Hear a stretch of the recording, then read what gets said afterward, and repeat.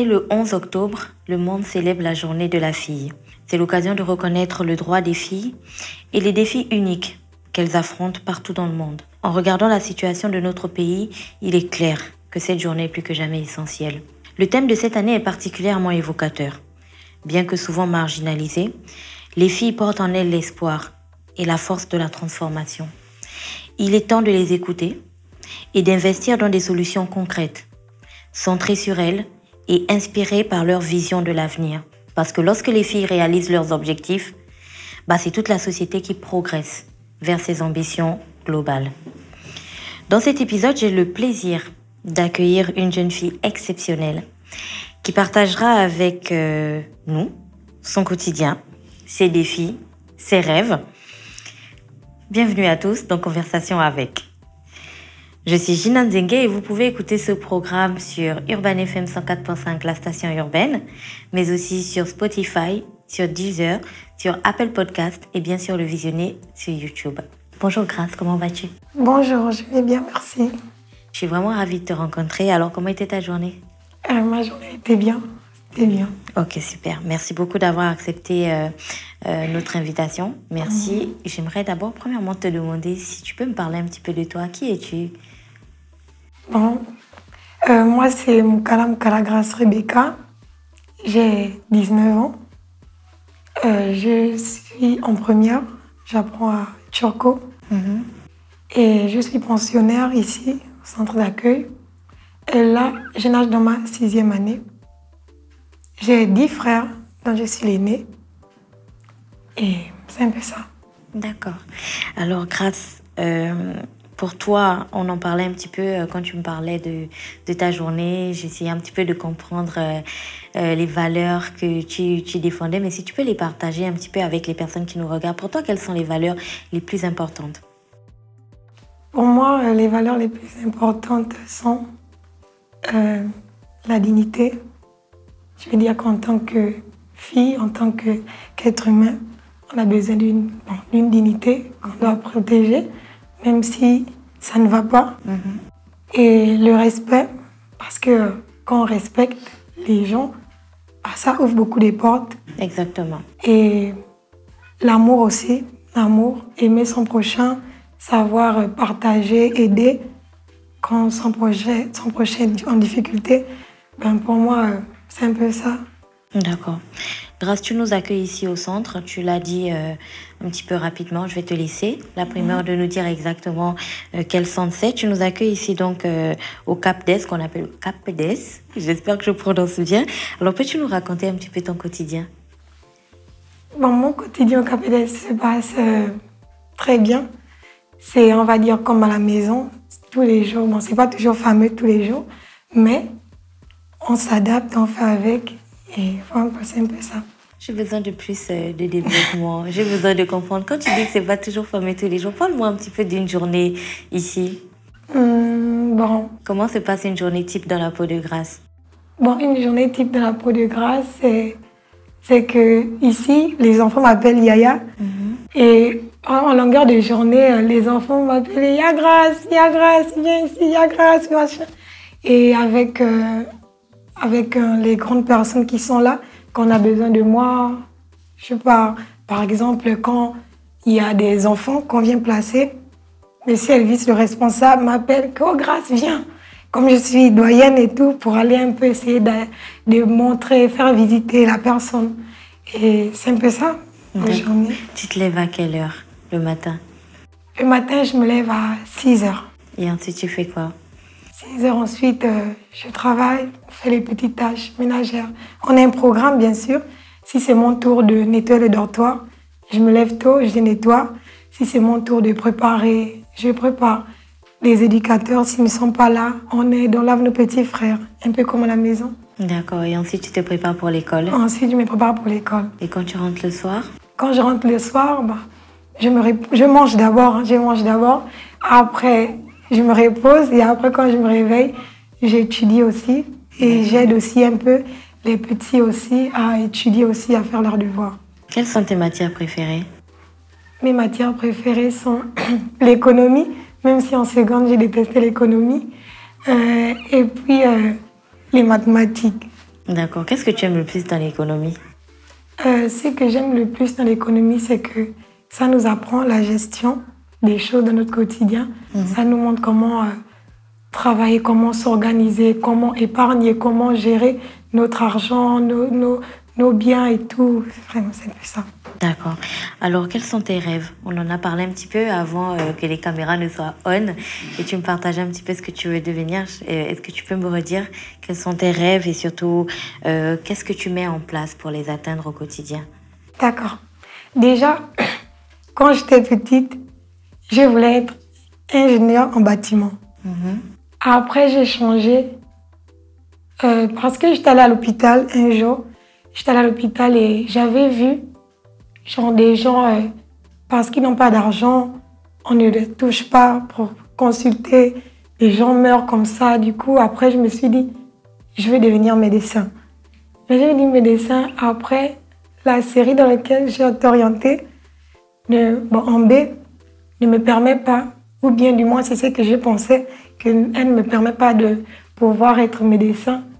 Mais récemment, j'ai appris que tout est possible à celui qui croit. Exactement. Et que malgré que je suis en B, je peux être médecin. Du coup, j'ai nourri cet espoir d'être médecin un jour pour pouvoir aider aussi les autres. Et donc, qu'est-ce que tu mets en place au quotidien pour devenir médecin un jour? D'accord. Ce que je mets en place au quotidien, c'est que d'abord, quand je vais à l'infirmerie, bien quand il y a des enfants à l'infirmerie, je fais tout pour regarder d'abord comment on soigne une blessure, comment on pense une blessure, qu'est-ce qu'on prend quand on a mal à la tête, quelles sont les doses et tout, comment ça se passe pour essayer déjà d'avoir déjà une idée. Et puis, je travaille aussi un peu sur les matières qui pourront me permettre, qui pourront me faciliter la tâche de pouvoir être médecin aussi. D'accord, tu aimes aider les autres. Hein? Oui. Qu'est-ce que tu aimes le plus dans le fait d'aider les autres? Bon, ce que j'aime le plus dans le fait d'aider les autres, c'est que après aider une personne, pas forcément, il y a certaines personnes, bon, tu leur aides, ils ne savent pas dire merci, mais il y a certaines personnes, quand tu leur aides, la personne te dit merci et ça te fait de la joie au cœur. Je te dis que j'ai aidé quelqu'un et il y a vraiment de la joie. Ce sentiment d'avoir fait quelque chose de bien, c'est bien. Alors, lorsque tu te projettes plus grande dans le futur, qu'est-ce que tu souhaiterais faire pour les enfants? Donc, lorsque je me projette, ce que j'aimerais faire pour les enfants, c'est donner l'opportunité à chaque enfant, avec les moyens que j'aurai, bien sûr, de pouvoir faire ce que la personne a envie de faire. Parce que souvent, c'est pour cause de moyens que certaines personnes, même s'ils avaient des rêves, mais rien que le fait qu'il n'y a pas de moyens, il n'y a pas de soutien, la personne perd espoir et ne fait plus ce que la personne avait envie de faire. Donc ce que j'aimerais faire, c'est aider les enfants ou les jeunes comme moi à pouvoir réaliser leurs rêves, même si c'est difficile. Alors, quels sont les messages que tu pourrais adresser aux adultes, aux différents responsables et peut-être même aux autorités du pays qui appuient le centre ici? Parce que, crois-moi, ils sont beaucoup à écouter Urban FM. D'accord. Bon, le message que j'aimerais lancer aux adultes, d'abord, c'est qu'aux adultes, ils doivent s'accentuer plus sur l'éducation d'abord de leurs enfants. Parce que je pense que l'éducation, c'est la base. Si un enfant est bien éduqué, peu importe où il va passer, les portes lui seront toujours ouvertes. Vous savez, quand j'étais dehors avec mes frères et sœurs, il y a des moments où c'était compliqué. Le fait d'être toujours poli, de toujours respecter les aînés, ça faisait en sorte que même quand il n'y avait rien à la maison, quelqu'un se sentait mal. Il prenait la peine de prendre même 2000 francs, prenait manger. Ou bien, moi je vais prendre cette fille, ou bien cet enfant pour scolariser et tout. Donc je crois que l'éducation, les parents doivent vraiment s'appuyer sur l'éducation, inculquer à leurs enfants des bonnes manières et aussi se souvenir aussi qu'il y en a des enfants qui ont besoin d'eux. Par exemple, ici, il y a des enfants qui ont besoin. Vous savez, comme on dit, la place d'un enfant, c'est en famille. Pour tous ces enfants-là qui sont abandonnés, délaissés, ils ont aussi besoin des parents pour leur donner de l'amour, un toit pour vivre et tout. Donc, voilà. Et comme on est aussi ici, on a des besoins. Donc, voilà. Puis, chacun en son intérieur puisse penser à dire, bon, ok, là, j'ai 2000, bon, je donne 1000 francs à ceux qui en ont besoin. C'est vraiment important. D'accord. Merci beaucoup, Grace. Est-ce que tu aurais quelque chose d'autre à ajouter?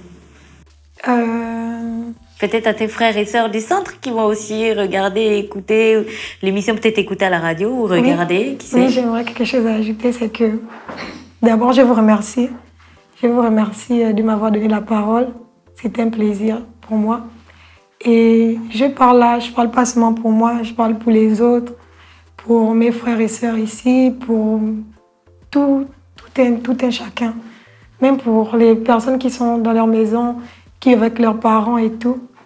Donc, je vais dire aux jeunes filles ou bien aux enfants qui ont cette opportunité d'avoir des parents qui sont disposés pour eux, qui leur suivent dans tout ce qu'ils font. Vraiment, je veux dire à ces enfants-là de vraiment respecter leurs parents.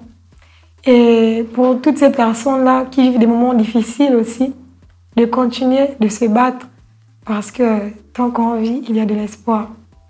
Merci beaucoup, Grace. Alors, comme vous le savez, je le disais en introduction, le 11 octobre, c'est la journée internationale de la fille. Nous étions avec Grace parce que Grace est une jeune fille exceptionnelle de notre point de vue. Elle est, comme vous avez pu le constater, brillante. Elle est aussi très respectueuse, dynamique, mais surtout disponible pour les autres. Grace a des rêves. Et ici, nous sommes au centre d'accueil des enfants en difficulté sociale d'Angonje. Je ne sais pas si vous connaissez ce centre. Nous, on ne le connaissait pas avant. On l'a découvert et on a découvert aussi Grace. Pourquoi on a fait un focus sur Grace?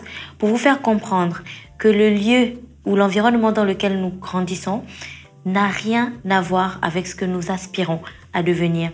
Nous pouvons grandir dans un centre et puis avoir de grands rêves comme Grace. Nous pouvons aussi être dans Libreville, quelque part, être dans une famille nantie ou une famille avec des moyens beaucoup plus limités, mais aussi avoir des rêves. Il est important de soutenir les rêves des jeunes filles, en l'occurrence, des enfants en général, soutenir leurs rêves, leur donner la possibilité de croire en ceux qu'ils veulent devenir, mais surtout en leur capacité. C'est aussi ça, contribuer à construire la société que nous voulons voir demain. C'est l'occasion de remercier donc l'UNICEF qui a rendu cet épisode particulièrement possible. C'est l'occasion de dire un grand merci à Da Freshman qui est derrière la réalisation et la production de ce programme. Bien entendu, Fallon aussi qui gère toute la réalisation avec Ivanov et Christian 5 au montage que vous ne voyez pas. Mais croyez-moi, c'est grâce à eux que ce programme est disponible en si bonne qualité. C'est aussi l'occasion, dernier mais pas des moindres, hein, parce que c'est le plus important, de remercier toute l'équipe du centre d'accueil des enfants en difficulté sociale d'Akanda. Donc toute l'équipe qui nous a accueillis ici, de Madame la directrice générale adjointe à Madame la directrice générale qui a été très gentille et très accueillante quand nous sommes arrivés ici et qui a rendu ce programme possible. Merci à tous. J'espère que ce petit moment passé avec Grace, qui sort des cours, hein, qui est venu direct. Ce petit moment passé avec Grace vous aura donné une image un peu plus différente de la vie, des rêves, mais aussi du soutien que vous pouvez apporter à une jeune fille aujourd'hui ou demain. Une petite action peut changer la vie de quelqu'un. Au revoir et on se retrouve la prochaine fois avec un autre invité. Portez-vous bien. Au revoir, Grace.